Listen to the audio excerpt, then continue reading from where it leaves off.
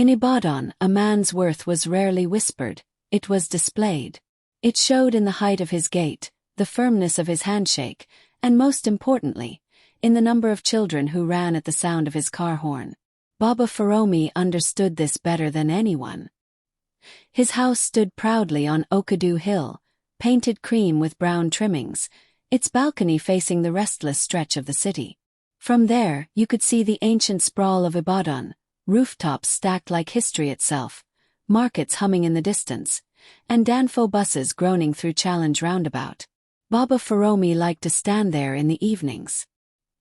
He would fold his arms across his broad chest and watch his children play in the compound below. "Daddy! Daddy!" they would shout whenever his Toyota Highlander rolled in through the black iron gate. 5 children. 2 girls. 3 boys. Proof. That was what they were to him in the beginning, proof that he was a complete man. The first wife, Palumi, had given him that proof. Palumi had entered his life when she was barely more than a teenager. She came from a modest family in a small village outside Ibadan. She had never seen the inside of a university classroom, never spoken English beyond simple greetings, but she had been trained in the ways her mother believed mattered most: obedience, endurance, and motherhood. When she first arrived in Baba Feromi's house as a young bride, she was shy and frightened. Baba Feromi was already an established businessman then, a trader in building materials at Dugby Market. He was not yet wealthy, but he was ambitious. Palumi learned quickly. She woke before sunrise to sweep the compound. She prepared umla and yudu exactly how he liked it. She lowered her eyes when he spoke. And within a year she conceived. The birth of their first daughter was celebrated with dancing and kolanut. When the first son came 2 years later, Baba Feromi slaughtered a ram and invited the entire street. By the time the 3rd, 4th, and 5th children arrived, his reputation had grown. "Ah, Baba Feromi," the elders would say at Ojaoba. "A real man." He would smile modestly, but inside he swelled with pride. Palumi became known in the neighborhood as Aya Marwan, mother of 5. Gave her status. It gave her security.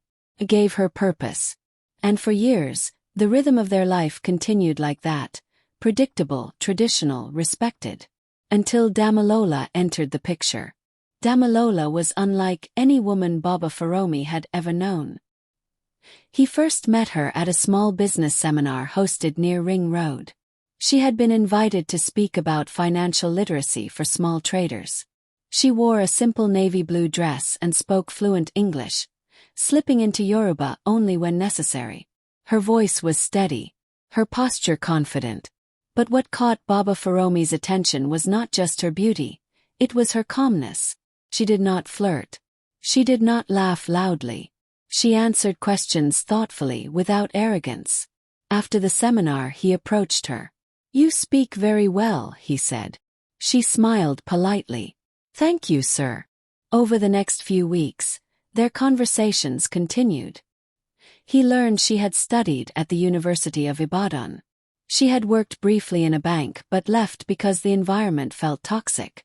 "I want peace," she once told him quietly during one of their conversations at a small cafe in Bodija. That word lingered in his mind. Baba Feromi was not a loud man. He disliked chaos. At home, despite the children's noise, he valued order. He began visiting her more often. And when he proposed marriage, he promised her something simple. "Come into my home," he said, "and you will not know trouble." She hesitated at first. She knew he had a wife. She knew he had children. But she also saw in him a stability she had not found elsewhere.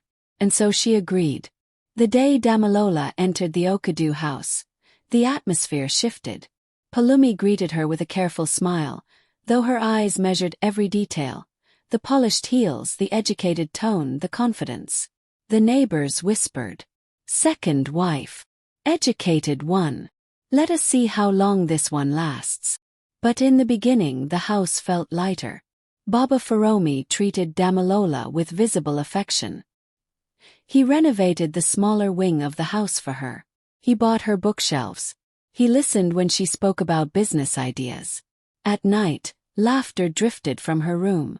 Pulumi noticed. She said nothing. Yet something silent began to grow inside her, a quiet insecurity she did not know how to name. For the first year, everything seemed harmonious. Damilola blended carefully into the household. She respected Pulumi's position as the first wife. She helped the children with homework. She even began teaching Pulumi how to sign her name properly. Baba Feromi was pleased. His home felt complete. 2 wives, 5 children, prosperous business, respect in the community. He had everything a man in Ibadan could desire. Or so he thought. It was during the 2nd year of Damilola's marriage that the questions began. First they were gentle. No news yet. Then they became sharper. Maybe too much schooling affects the womb. Pulumi began to hear them often at the well and in the market. She returned home carrying those words like hidden embers. One evening, as Damilola passed by her in the kitchen, Pulumi muttered under her breath, "Books do not make babies." Damilola paused. But she kept walking. Baba Feromi heard nothing. He still believed his house was steady. He still believed his proofs were solid. He still believed manhood was something measured and counted. He did not yet know that foundations built on assumption are often the weakest. And as Ibadan's evening sun dipped behind Okadu Hill, casting long shadows over his proud compound, the first cracks, small and silent, had already begun to form. By the time the 3rd year of Damilola's marriage began, the whispers in Okadu were no longer whispers. They were conversations. And in Ibadan, conversations had a way of growing legs. Started subtly. Women at the well would glance at Damilola's flat stomach before greeting her. Traders at Dugby Market would ask Baba Feromi with forced laughter, "When are we coming to eat rice again?" Even the elderly women who sold pepper near Ojaoba began offering unsolicited herbs. For fruitfulness, they would say knowingly. At first, Baba Feromi brushed it off. "God's time," he would reply, his voice still confident. But confidence, when tested repeatedly, begins to thin. Each evening when he returned home and saw Pulumi's 5 children running toward him, something uncomfortable stirred in his chest. He had never questioned himself before. Why would he? 5 children played in his compound. 5 living proofs. Yet the silence from Damilola's room grew louder than the children's laughter. Inside the house, tension slowly replaced harmony. Pulumi's patience began to fade. She had once tolerated Damilola's presence because Baba Feromi's affection for her did not threaten Pulumi's greatest security, her children. But now, as neighbors began to mock the educated barren wife, Pulumi felt something dangerous, superiority. One afternoon, as they both prepared vegetables in the kitchen, Pulumi spoke without looking up. "In our time, women did not need hospital tests to know their worth." Damilola paused but continued slicing. Pulumi continued, "You that studied English grammar. Maybe you forgot to study how to carry a child." The words were sharp, but her tone was deceptively calm. Damilola swallowed. She wanted to respond, but she chose silence. Silence, she believed, preserved peace. But peace without truth often breeds resentment. Baba Feromi began withdrawing. It was gradual at first. He stopped sitting with Damilola in the evenings. He excused himself earlier from her room.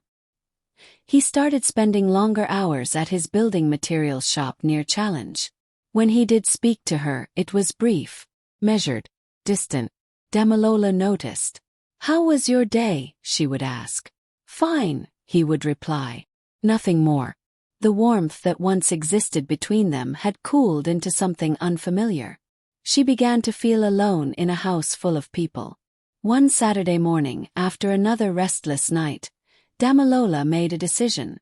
If shame was being placed on her, she would confront it with knowledge. She visited a private clinic in Bodija. The receptionist smiled politely as she filled out forms. Blood tests were taken. Scans were conducted. A week later, she sat across from the doctor. "You are perfectly healthy," he said gently. Your reproductive system shows no abnormalities. Relief flooded her. Are you certain? She asked. Very certain. Still uncertain, she visited another hospital near Ring Road. Same result. Then another specialist clinic.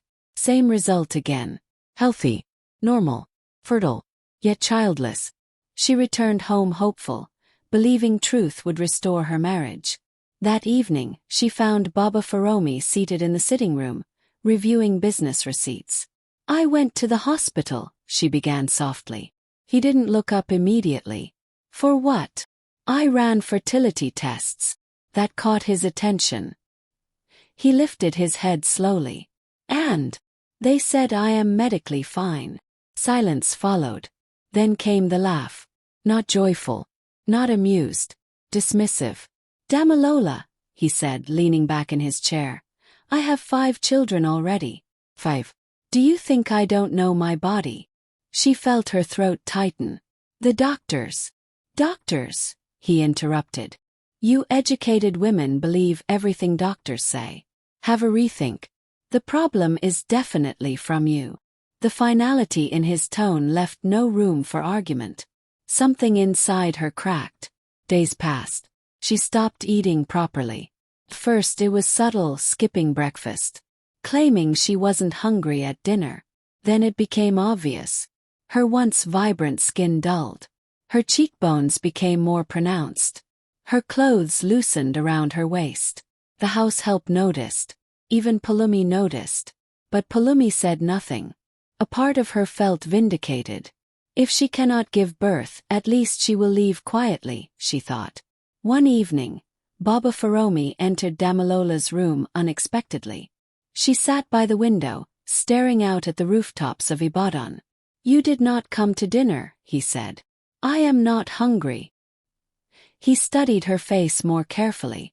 You are losing weight. She did not respond. Anger flickered in him. Are you trying to embarrass me? People will say I am starving my wife. She turned to face him, her eyes calm but tired. I will eat, she said slowly, if you agree to something. He folded his arms. What? Take me to any hospital of your choice. Let them test both of us. If the problem is mine, I will never bring it up again. The room grew quiet. His pride rose immediately. You want them to test me? Yes. His jaw tightened. Damilola. If I am wrong, she interrupted gently, I will accept it. But if I am right, we will know. The boldness in her voice startled him. She was not accusing. She was not shouting. She was asking for fairness. He stared at her for a long moment. Her face had grown thinner. Her eyes no longer held the light he once loved. For the first time in weeks, guilt pricked his conscience. Tomorrow, he said finally. She nodded. That night, neither of them slept well. Baba Feromi lay awake, staring at the ceiling. The thought of being tested unsettled him deeply. In his world, men were not questioned. Men were certain. Men produced. He turned to his side. What if? The thought crept in. He quickly pushed it away. Impossible. 5 children ran around his compound. 5 proofs. Yet doubt, once planted, refuses to die quietly. As dawn broke over Ibadan and the call to prayer echoed faintly from distant mosques, Baba Feromi rose from his bed with a heaviness he could not explain. For the first time in his life, he was walking toward a question he had never dared to ask himself. And somewhere in the silence of that morning, the truth waited patiently. The drive from Okadu to Bodija that morning felt longer than it ever had. Ibadan moved as it always did. Danfo buses honking impatiently at Challenge, traders arranging tomatoes in neat pyramids along the roadside, schoolchildren in brown uniforms rushing past. Life was loud, unbothered. But inside Baba Feromi's car, silence sat heavily between him and Damilola. Neither of them spoke. Damilola kept her hands folded in her lap, her gaze fixed on the passing streets. Baba Feromi's grip on the steering wheel was tighter than usual. His jaw was set, his pride warring quietly with a fear he refused to name. They arrived at the fertility clinic just after 9. The building was modern, painted white with blue-tinted windows. Felt clinical, precise, unemotional. Baba Feromi disliked that immediately. He preferred places where things were simple, unquestioned. But this was different. Forms were filled. Samples were taken. Blood drawn. The nurse smiled professionally, unaware that the air between husband and wife felt like thin glass. They were asked to return in a few hours for results. Those hours stretched endlessly. They sat side by side in the waiting room, surrounded by other couples, some holding hands, some avoiding eye contact. On the television mounted on the wall, a program about maternal health played softly. Baba Feromi avoided Damilola's eyes. Inside him, something unfamiliar stirred. What if? He pushed the thought away again. Impossible. 5 children. 5 proofs. When their names were finally called, they walked into the doctor's office together. The doctor was a middle-aged man with calm eyes and steady hands. He reviewed the papers carefully before speaking. "Mrs. Damilola Feromi," he began, "your results are clear. Hormonal balance is normal. No blockages. No abnormalities." Damilola nodded slowly. She had heard this before. Baba Feromi waited for the next sentence. The doctor adjusted his glasses and turned slightly toward him. "Mr. Feromi, your results indicate a significantly low sperm count." The words did not land immediately. It was as if the room swallowed them before they could settle. "I'm sorry," Baba Feromi said. "Your sperm count is far below the optimal range for natural conception," the doctor repeated gently. "It does not mean conception is impossible, but it would be extremely difficult without treatment." The world seemed to tilt. "That is not correct," Baba Feromi said firmly. "I have 5 children." The doctor did not flinch. Medical conditions can change over time. It is also possible that previous conceptions occurred under different circumstances. But currently, this is your result. The room fell silent. Damilola's heart pounded in her ears. She felt no victory, no satisfaction, only shock. The doctor continued, his voice measured. "With medication, dietary changes, and proper treatment, your count can improve significantly within 6 to 8 months. There is hope." Hope. The word echoed strangely. Baba Feromi stared at the paper in his hands. Low sperm count. Male factor infertility. He had never imagined those words could be attached to him. 4 years, fertility had been his crown, his pride, his identity. Now, it sat on the doctor's desk like a fragile illusion. The drive back home was heavier than the drive there. Neither of them spoke. Ibadan's bustling noise felt distant, almost irrelevant. When they reached the compound, Baba Feromi parked the car and remained seated for a moment. Damilola watched him quietly. His shoulders looked different, less certain. He finally stepped out of the car and walked into the house without a word. That evening he called for a family meeting. Pulumi sensed something was wrong immediately. She adjusted her wrapper nervously as she entered the sitting room. The 5 children were told to stay outside and play. Damilola sat quietly on one sofa. Baba Feromi stood near the center table, the hospital report in his hand. His voice, when he finally spoke, was lower than usual. "The doctor says, I cannot father a child." The words hung in the air like smoke. Pulumi's eyes widened. "What?" she whispered. "My sperm count is too low." Silence. Then panic flickered across Pulumi's face. Baba Feromi looked at her carefully now. "I have 5 children," he said slowly. "So I want the truth." It was not a shout. It was worse. It was controlled. Pulumi's knees gave way. She fell to the floor. "Forgive me," she cried instantly. Damilola's breath caught. The room began to spin. "Speak clearly," Baba Feromi demanded, though his own voice trembled slightly. Tears streamed down Pulumi's face. "My mother told me, she said if I did not give birth you would send me back. She said I must not return to her house in shame. She told me to do whatever it takes." The words came out in broken sobs. Baba Ferome's heart pounded. "Whatever it takes," he repeated. Pulumi pressed her forehead to the floor. "I was young. I was afraid. I didn't want to go back." "Who?" he asked, his voice now barely above a whisper. The answer came like a blade. "Musa, the gateman. The man who had opened the gate for him every evening. The man who carried cement bags into his storehouse. The man who called him Oga with respect." Silence crashed into the room. 5 children. 5 celebrations. 5 rams slaughtered. 5 lies. Baba Ferome felt the ground shift beneath him. His mind replayed every naming ceremony, every proud moment, every boastful smile in the marketplace. All built on something he had never questioned. Pulumi continued sobbing.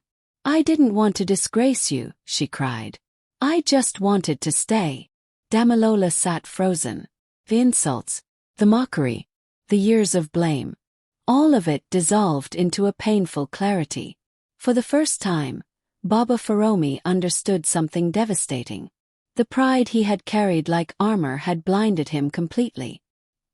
He had never considered that the truth could be different from what society praised him for. He walked slowly to the door and stepped outside into the evening air. Ibadan stretched before him as always, unchanged. But inside him everything had shifted. For years he had measured himself by children, by noise, by proof. Now he stood face to face with something far more difficult to measure. Truth. And truth, he realized, was far heavier than pride. Behind him, inside the house, his family waited. Nothing would ever be the same again. That night, Baba Ferome did not sleep. Ibadan was quiet except for the distant hum of generators and the occasional bark of a street dog somewhere down the road. The moonlight spilled faintly across the balcony of the house on Okadu Hill, casting long shadows against the cream walls. Baba Ferome sat alone in the sitting room. The hospital report lay on the table in front of him. Low sperm count. The words had not changed since morning, but their meaning had grown heavier. Inside the house, Pulumi cried herself into exhaustion. Damilola remained awake in her room, staring at the ceiling, her mind replaying years of humiliation and silence. For Baba Ferome, something far deeper than embarrassment was at stake. His identity. All his life he had been told what made a man. Strength, provision, fertility. He had excelled in all 3, or so he thought. Now one pillar had cracked. And with it, the crown he had worn so confidently had fallen. The next morning he summoned Musa. The gateman arrived unaware, adjusting his cap as he stepped into the compound. "Oga, good morning," he greeted, bowing slightly. Baba Ferome looked at him carefully. This was the man who had quietly rewritten his story without his knowledge. "You can leave this house today," Baba Ferome said calmly. Musa blinked. "Oga, I no longer require your services." There was no shouting, no public humiliation, just firmness. Musa's eyes flickered with understanding. Guilt crept across his face. He opened his mouth as if to speak but thought better of it. Within hours, he packed his belongings and left the compound. The children asked questions. "Daddy, why is Musa leaving?" Baba Ferome forced a neutral expression. "It is time for him to go." Nothing more. Later that week, Baba Ferome began treatment. He visited the clinic regularly in Bodija. Medication was prescribed. Dietary changes recommended. Alcohol was reduced. Stress was discouraged. Each visit humbled him further. He sat in waiting rooms with men who avoided eye contact, men who once carried the same silent pride he had carried. He realized something startling. He was not alone, but men rarely spoke about it. Instead they blamed, they projected, they hid. He thought of Damilola. How easily he had laughed at her. How quickly he had concluded the problem was hers. The memory burned. Before addressing Pulumi again privately, Baba Ferome called her family to Ibadan. Her mother arrived first, head covered tightly, eyes nervous. Her elder brother followed, silent and tense. They gathered in the sitting room. Pulumi knelt again, tears already streaming. "Tell them," Baba Feromi said quietly.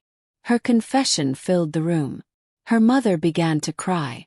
"I only wanted my daughter to survive," she said weakly. "If she returned home childless, who would marry her again?" Baba Feromi closed his eyes briefly. Fear. Everything had been driven by fear.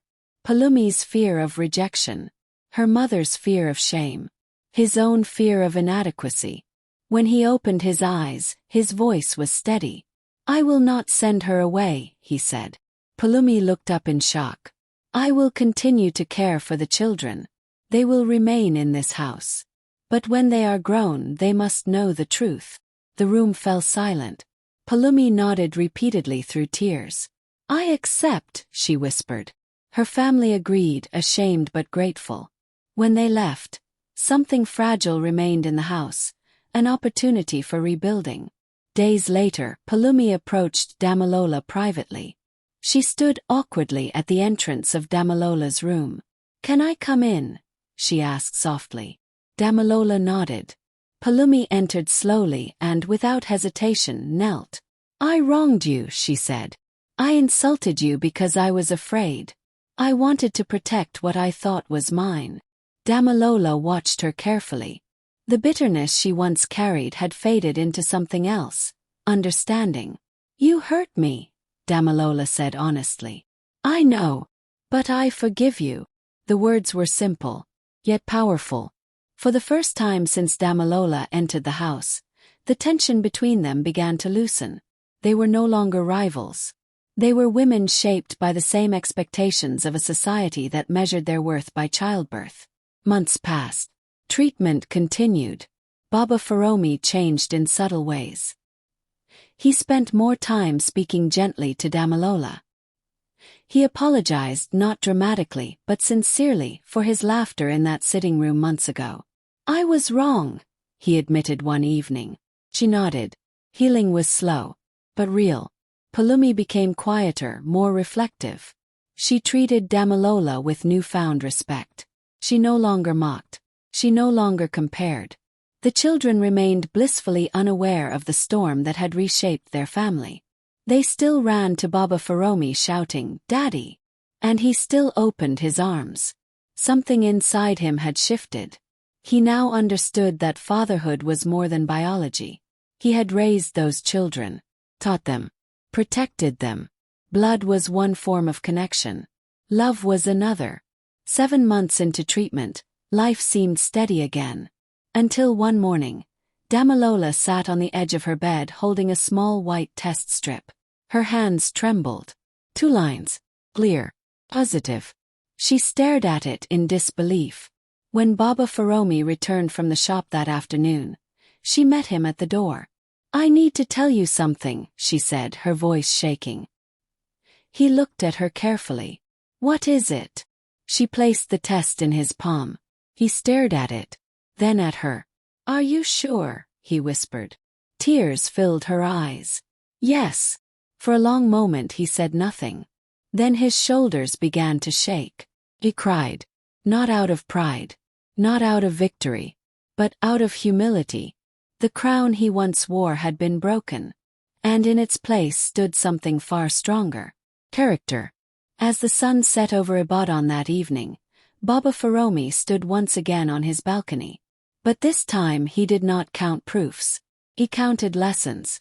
And he knew the final chapter of his story would not be written by pride, but by truth. The news spread through Okadu before the sun had fully risen. "Damalola is in labor." Women hurried into the compound carrying warm water and whispered prayers. The hired nurse moved briskly between rooms. Pulumi stood outside Damalola's door, her hands clasped tightly together, murmuring under her breath. Baba Feromi paced the length of the corridor like a man waiting for judgment. Not long ago, he would have stood proudly, certain of the outcome. But this time, his heart trembled, not because he doubted the child, but because he understood the weight of what this birth represented. It was not just a child.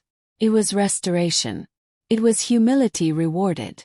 It was truth bearing fruit. A cry pierced through the air. Strong, clear, alive. The nurse stepped out moments later, smiling. "It's a boy." For a brief second, Baba Feromi stood frozen. Then he exhaled, a breath that felt like it had been trapped in his chest for years. He walked into the room slowly. Damalola lay on the bed, exhausted but glowing.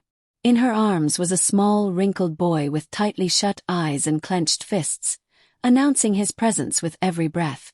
Baba Feromi moved closer, his hands trembling as he touched the child's cheek. "My son," he whispered. But the words felt different from the way he had spoken them years before. There was no arrogance in them, no need for validation, only gratitude. The naming ceremony took place 8 days later. True to Ibadan tradition, Baba Feromi did not hold back. 2 cows were slaughtered. Drummers arrived early, filling the compound with the steady rhythm of talking drums. Neighbors poured in dressed in bright osoebi. The aroma of jollof rice and peppered meat filled the air. People laughed. People congratulated. "Baba Feromi, your heir has arrived." He smiled politely. But inside, he knew something deeper. The greatest heir born into his house was not the baby in the cradle. It was wisdom. During the ceremony, as he carried his son before the crowd, he paused longer than expected. "My name has been praised many times in this community," he began, his voice steady but reflective. "But today I speak not as a man who conquered, but as a man who learned." The compound grew quiet. "I learned that pride can blind even the strongest man.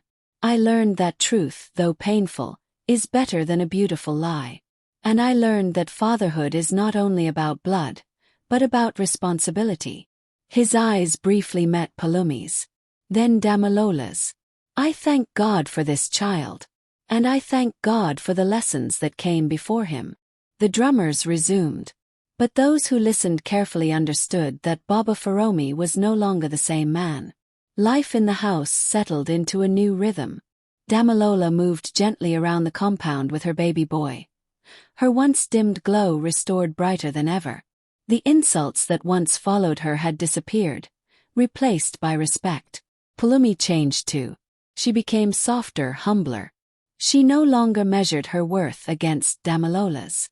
She helped care for the baby when needed, and in quiet moments she would sit beside Damalola, offering small advice from her years of motherhood. Their relationship was not perfect, but it was honest, and honesty made room for peace. The 5 older children continued to run around the compound as always. They still called him Daddy, and he answered every time. He attended their school meetings. He corrected their homework. He disciplined and encouraged them. Nothing in his treatment of them changed. Because in his heart, something had settled clearly. Love is not erased by biology. Months later, one evening as the Harmattan breeze swept lightly across Ibadan, Baba Feromi gathered Palumi privately. "You remember what we agreed," he said gently. She nodded. "When they are grown," she replied. "Yes." The truth would not be told in anger. It would not be told to shame. It would be told with maturity, when understanding could handle it. Palumi accepted that responsibility. And Baba Feromi kept his promise to continue providing, protecting, and raising them as his own. Years passed. The house on Okadu Hill remained lively. But something invisible had changed permanently. There was no more competition between wives. No more silent judgments. No more careless laughter at another's pain. Baba Feromi no longer boasted in marketplaces. When men spoke loudly about their proofs, he listened quietly. If any man confided in him privately about fertility struggles, he did not mock. He advised. He shared. He encouraged treatment, because he now understood how fragile pride could be. One evening, as he stood once again on his balcony overlooking the sprawling rooftops of Ibadan, his baby boy asleep inside, his older children's laughter echoing faintly from the courtyard, he reflected on the journey that had reshaped him.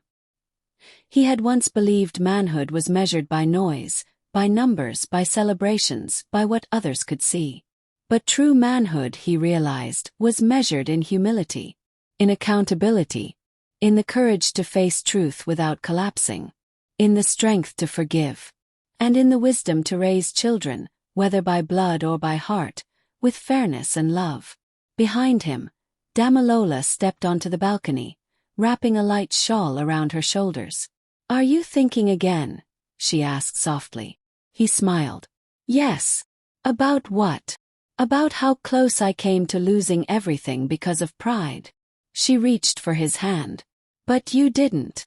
"No," he agreed. "Because truth came in time." They stood together in silence, watching the city lights flicker beneath the darkening sky. Inside the house, Palumi laughed at something one of the children said. And for the first time in many years, the laughter felt pure.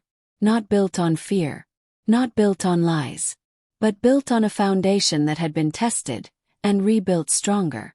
Pride can make us blind to truth, and fear can push us into deception.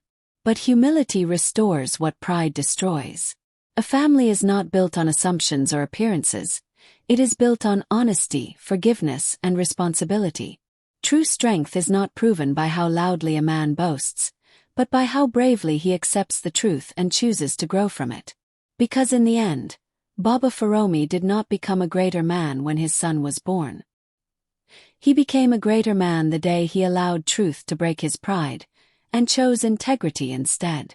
Thanks for watching. Don't forget to hit the subscribe button and like if you enjoyed the video. Share this story with your family and friends. And tell us where you are watching from in the comment section. Bye for now.